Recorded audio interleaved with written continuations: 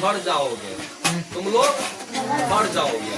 तो तुम लोग सुन रहा है ना, तुम लोग सुन रहा है ना, मैं बोल रहा हूँ तुम लोग सुन रहे हो, मैं बोल रहा हूँ तो मैं उत्तम पुरुष हो गया, तुम लोग सुन रहे हो तो तुम लोग हो गया मध्यम पुरुष, तुम लोग मध्यम पुरुष। तुम तुम्हारा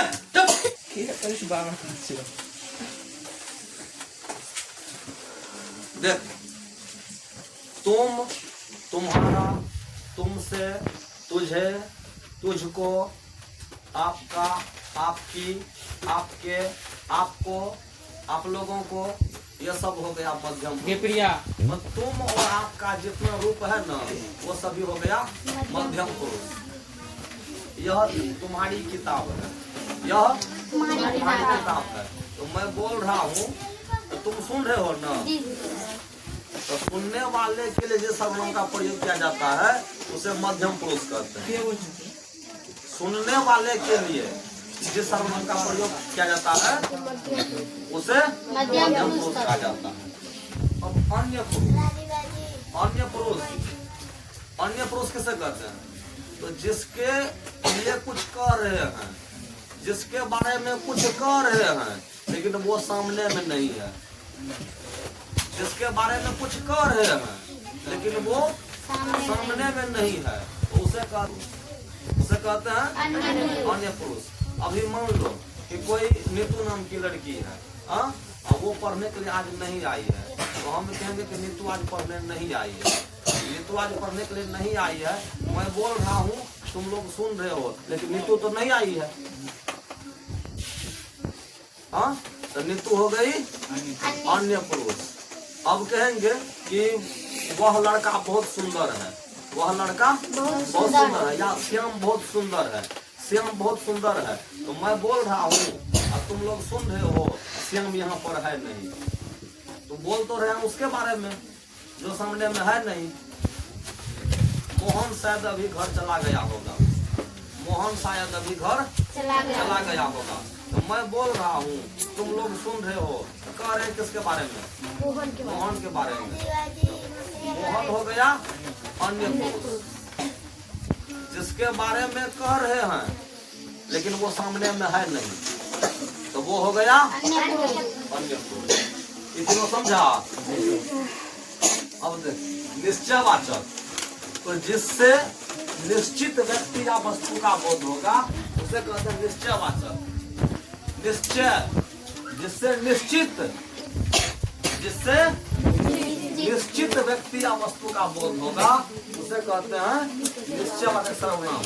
यह मेरी कलम है, यह मेरी कलम है, तो निश्चित है कि यह मेरी कलम है, निश्चित यह मेरी कलम है, तब तो बोल रहे हैं यह मेरी कलम है, तो यह हो गया निश्चयवाचक। वह तुम्हारा घर है, वह तुम्हारा घर है, तो निश्चित से वह तुम्हारा घर है, तब तो बोल रहे हैं कि वह तुम्हारा घर है। तो वह, यह, वह, ये, वे, यह सब हो गया निश्चयवाचक सर्वनाम। ये हो गया निश्चयवाचक सर्वनाम। यह तुम्हारा घर है, तो यह तुम्हारा घर है, तब न बोल रहे हैं कि तुम्हारा घर है, निश्चित है। यह मेरी कलम है, वह तुम्हारी कॉपी है। ये सभी लोग मेरे गाँव के हैं। बोलेंगे कि ये सभी बच्चे मेरे गांव के हैं, तो जब मेरे गांव के ये सभी बच्चे हैं तब ना बोल रहे हैं कि ये सभी मेरे गांव के बच्चे हैं। तो जिससे निश्चित व्यक्ति या वस्तु का बोध होगा उसे कहेंगे निश्चयवाचक। अब अनिश्चयवाचक, तो ओ मतलब नहीं, अनिश्चय, जिसका कोई निश्चय नहीं है, जिसमें कोई निश्चित नहीं है उसे अनिश्चय। और मतलब नहीं, तो जिससे किसी निश्चित व्यक्ति या वस्तु का बोध नहीं होगा उसे कहते हैं अनिश्चयवाचक। जिससे किसी निश्चित व्यक्ति या वस्तु का बोध नहीं होगा उसे कहते हैं अनिश्चयवाचक। अगर निश्चित का बोध होगा तो हुआ निश्चयवाचक, अगर निश्चित का बोध होगा तो वो निश्चयवाचक, निश्चित का बोध नहीं हुआ तो अनिश्चयवाचक।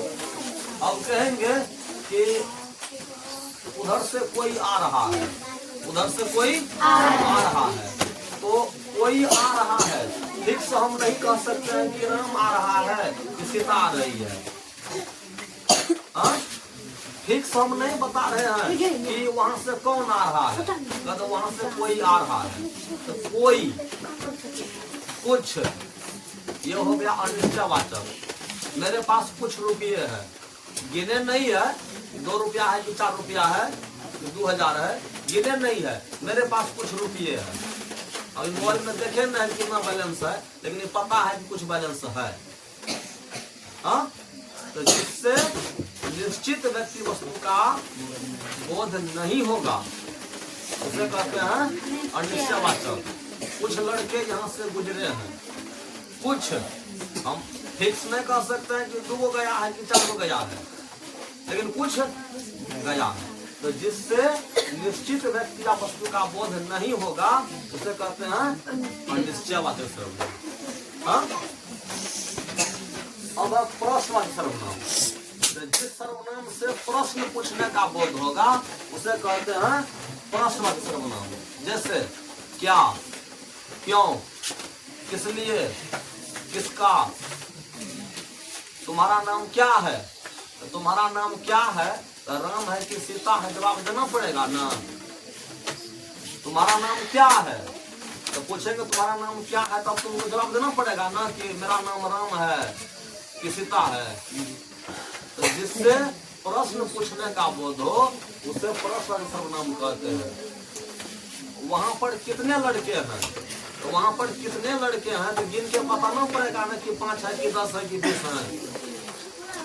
हाँ, तो जिससे प्रश्न पूछने का बोध है तो वहाँ पे कहते हैं प्रश्नवाचक सर्वनाम। तुमसे अगर कुछ पूछा गया तुमको जवाब देना पड़ेगा तो समझो वहाँ पर प्रश्नवाचक सर्वनाम है। अब संबंधवाचक सर्वनाम, तो संबंधवाचक मतलब कि जुड़ाव, रिश्ता, संबंध।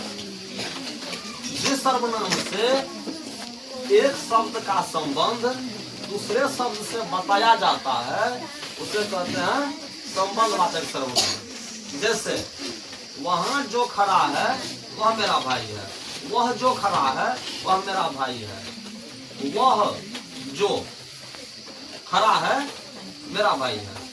तो जो, सो, जौन, तौन, राउर भोजपुरी में, जो सो, ये जो सो हिंदी का हो गया, राउर, जौन, तौन भोजपुरी का, तो ये हो गया संबंधवाचक। उसके बाद रा, वह मेरा भाई है, वह मेरा भाई है, वहाँ पे रा, यह मेरी कलम है, तो वहाँ पे री, यह मेरी कलम है, यहाँ पे री, रा, री, रे, वह तुम्हारे लिए घर आया है, तुम्हारे लिए, तो वहाँ पे रे।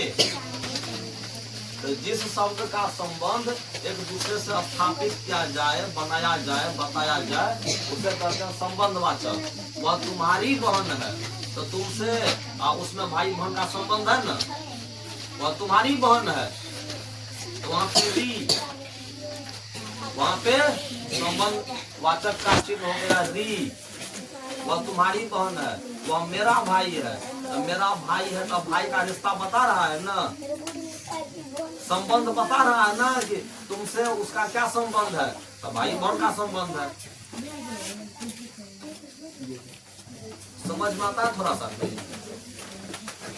अरे जो बताते हैं तो 4% 5% आता है, चारों ना जी समझ में। संबंधवाचक जिससे एक शब्द का संबंध दूसरे शब्द से जोड़ा जाए, बनाया जाए उसे कहते हैं संबंधवाचक सर्वनाम। अब निजवाचक, तो निजवाचक कहते हैं कि अपने लिए जिस सर्वनाम का प्रयोग किया जाता है उसे कहा जाता है निजवाचक। वक्ता, बोलने वाला अपने लिए जिस सर्वनाम का प्रयोग करता है उसे कहते हैं निजवाचक, निजी चीज। निजी जानता है ना, निजी मतलब खुद अपना है, किसी दूसरे का नहीं है। निजी जिससे वक्ता, जिस शब्द का प्रयोग वक्ता अपने लिए करता है उसे कहते हैं निजवाचक। मैं खुद यह काम कर लूंगा, मैं खुद यह काम कर लूंगा, तो वहां पे हो गया खुद। मैं अपने आप से यह काम कर लूंगा, अपने आप हुआ, अपने लिए ना प्रयोग कर रहा है। मैं स्वयं घर जाऊंगा तब बताऊंगा तुम्हें क्या हाल समाचार है। वहां पे स्वयं, वहां पे स्वयं, मैं स्वयं घर आ रहा हूँ, वहां से स्वयं हो गया।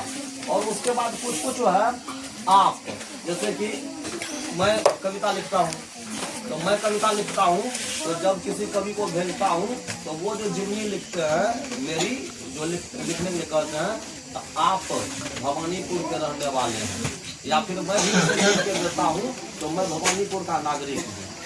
तो आप सर्वनाम का प्रयोग किसके लिए किए? हम अपने लिए। हम अपने लिए क्या प्रयोग किए? आप भवानीपुर के निवासी हैं। मैं लिख रहा हूँ कि आप भवानीपुर के निवासी हैं, तो आप सर्वनाम का प्रयोग किसके लिए किए? हम अपने लिए किए ना। तो आप खुद स्वयं, ये सभी हो गया निजवाचक सर्वनाम। समझा? क्यों समझाएंगे रे? निजवाचक समझा? तो समझा तो हो गया, खत्म। समझा खत्म।